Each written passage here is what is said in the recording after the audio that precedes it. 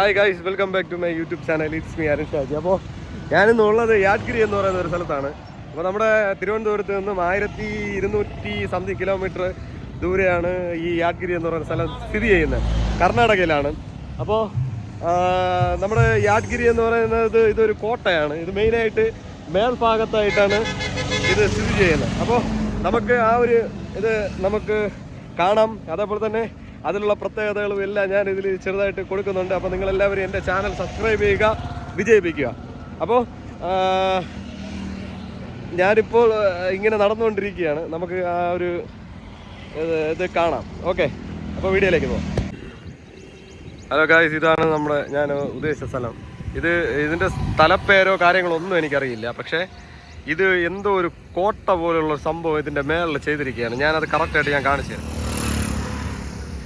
കണ്ടില്ലേ, ഇത് ഏതോ ഒരു രാജാവിൻ്റെ കോട്ടയായിരുന്നു എന്ന് തോന്നുന്നു. ഇതിൻ്റെ മേളിൽ കറക്റ്റായിട്ട് പഴയ പല കെട്ടിടങ്ങളും ഉണ്ട്. കണ്ടോ, ഇത് ഇടത് സൈഡ് ഇതാ ഇവിടെ ആയിട്ട് ഒരു കോട്ട പോലെയും അതേപോലെ തന്നെ ചെറിയ ചെറിയ മലകളും അതേപോലെയുള്ള കാര്യങ്ങളൊക്കെ ഉണ്ട്. അപ്പോൾ എനിക്ക് എന്താണെന്ന് പറഞ്ഞു തരാൻ അറിയില്ല, പക്ഷേ ഒരു രക്ഷയില്ല. നമുക്ക് വേണമെങ്കിൽ ഇവിടെ നാട്ടിലുള്ള ഇവിടെ ആരുടെതെങ്കിലും ഒന്ന് ചോദിച്ചു നോക്കാം. ചോദിച്ച് നോക്കിയിട്ട് ഞാൻ ഈ വീഡിയോയിൽ കൊള്ളിക്കുന്നുണ്ട്. അപ്പോൾ ഗായ്സ്, ഇതൊരു രാജാവിൻ്റെ കോട്ടയാണ്. രാജാവ് താമസിച്ചിരുന്ന സ്ഥലമാണ് ഏറ്റവും മേളിലായിട്ട് കാണുന്നത്. അപ്പോൾ ഇതിൻ്റെ വഴി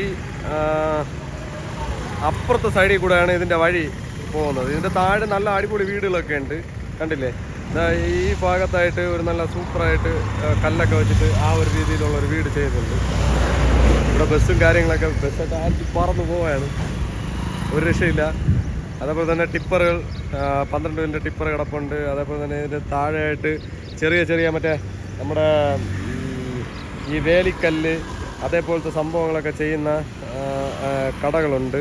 അങ്ങനെയൊക്കെയുള്ള പല പല കാര്യങ്ങൾ ഇവിടെ കാണാനുണ്ട്. പക്ഷേ ഇതാണ് ഹൈലൈറ്റ്. ഇത് ഒരു രക്ഷയില്ല. ഇത് വന്ന് കണ്ടു കഴിഞ്ഞാൽ അടിപൊളിയാണ്. ഇവിടെ ഈ മിലിറ്ററി ക്യാമ്പിലൊക്കെ ചെറിയ സംഭവങ്ങളൊക്കെ ചെയ്യുന്ന പോലെ ചെറിയ ചെറിയ സെറ്റപ്പുകളാണ്. കണ്ടില്ലേ, ഇതൊക്കെ പഴയ ആ ഒരു രീതിയിലുള്ള ചെറിയ ചെറിയ കെട്ടിടങ്ങളൊക്കെ ഇവിടെ ഉണ്ട്.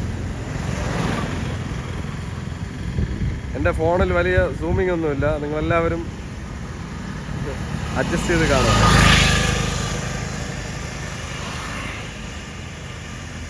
ഇവിടെ കണ്ടില്ലേ, ഇവിടെ എല്ലാം പഴയ പഴയ ട്രാൻസ്പോർട്ട് ലോറികളെല്ലാം ഒതുക്കിയിട്ടിരിപ്പുണ്ട്.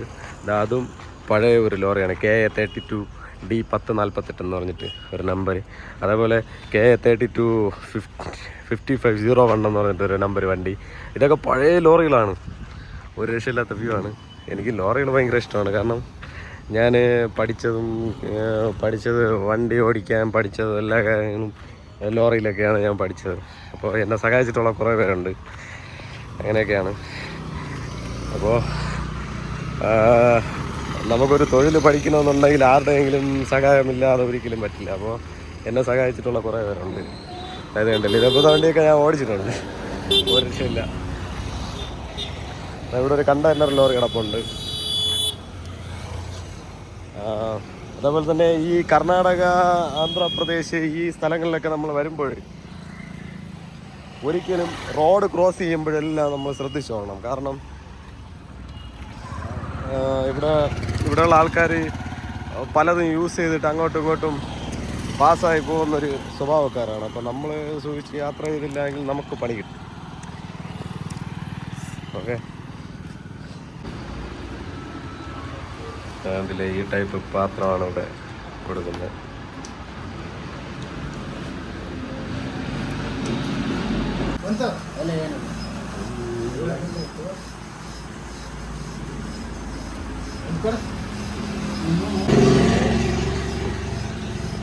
ഈ ടൈപ്പ് ഫുഡാണ് ഇവിടെ കിട്ടുന്നത്. അപ്പോൾ ഗായ്സ്, ഇതൊരു പുതിയ ഒരു സംഭവമാണ്. കണ്ടില്ലേ, ഒരു പഴയ കാലം. അപ്പോൾ ഗായ്സ് കണ്ടില്ലേ, ഇത് എന്താ ചിരിക്കുന്നില്ലേ? ഫുള്ളായ ഇങ്ങനെ